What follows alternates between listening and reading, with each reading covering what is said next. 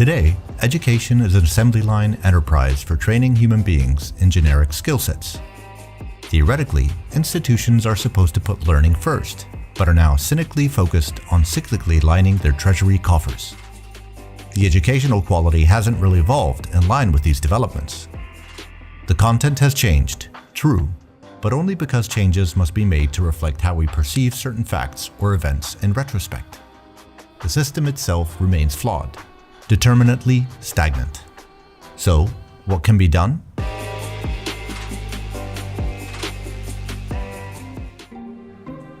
Let's first look at the main factors that contribute to our flawed educational system. To get ahead in life and book your ticket to elevating your social status while improving your ability to succeed, one must get a license from an educational institution of high repute and recognition. Without this license, you're at a disadvantage to those that have such a license. This necessitates jockeying from the very beginnings of our educational journey. We unknowingly force ourselves into a competitive game that is unnecessary and counterproductive. Better grades, better test results, better schools, and ultimately a better career, and so on. We've removed curiosity and creativity from our educational equation.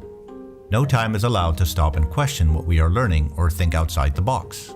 Any questioning of canons result in an immediate "let's move on." With young adults, this typically leads to a break, an instant disconnection from any learning process.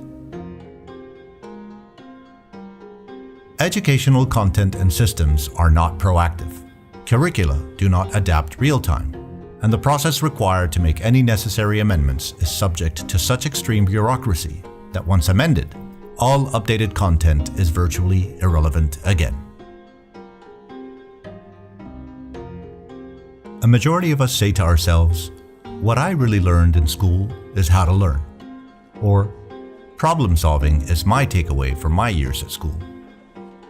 Okay, noted, but wouldn't a course designed specifically to address how to learn or how to problem solve be more beneficial and effective?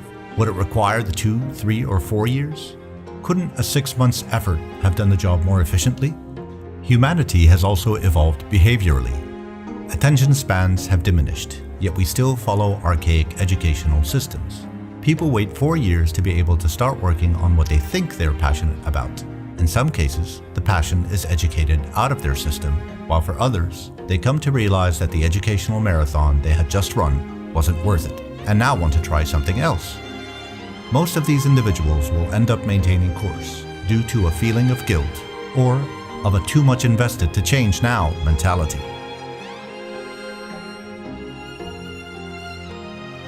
When we teach, we are not teaching. We are forcing students to download data without any conceptual understanding of the content. Educational institutions seek the exact repetition of data from point A, teacher or textbook, to point B, student, with as much accuracy possible, consequently reflecting, in their opinion, a record of student achievement. Are these flaws eternal, or can we move away from these long-established white elephants of educational practices and expectations? Of course, there are solutions to this crisis, but all will be met with severe resistance. Nonetheless, here are 3 suggestions.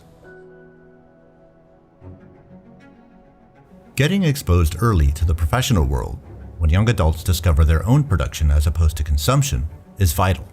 Formative years should include knowledge and experience of working.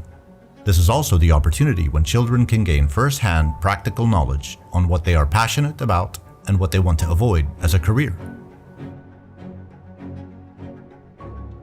Shorter-based educational curricula and certification that hold the same weight as conventionally revered diplomas are necessary to fast-track the migration of knowledge to young people, thereby allowing them to enter the workforce at a younger and more accommodating age, giving them the freedom of choice to change their journey should they discover it not to be the correct one.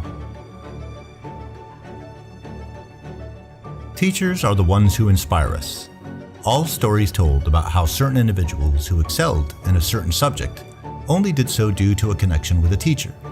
We forget that these connections are human relationships and that there is substantial value in protecting these relationships and maintaining them for as long as possible, not for a quarter, trimester, or semester.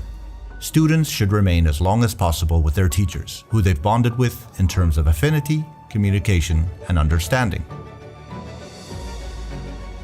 These solutions provide real impact for young adults to practice and fine-tune their work-life aspirations by giving them exposure to a variety of fields, subsequent focus on their passions, quicker turnaround for gaining knowledge, and lesser financial obligations over the immediate future. We can achieve better by engaging with the practicalities of these solutions. Some of the most innovative and successful people throughout history have taken a less conventional approach to education.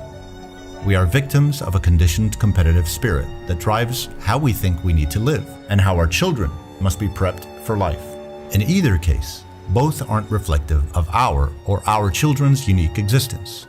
So why continue on a path that is not catered for uniqueness? Break free from this trap. Just because millions of people are blindly following such a practice doesn't mean that it's the right path for you. It will be a challenge. Today, there are no clear options for progressing along these lines without ruffling some feathers or experiencing risk-taking hardship. But who wants to live like millions when you're 1 in 8 billion? So go for it.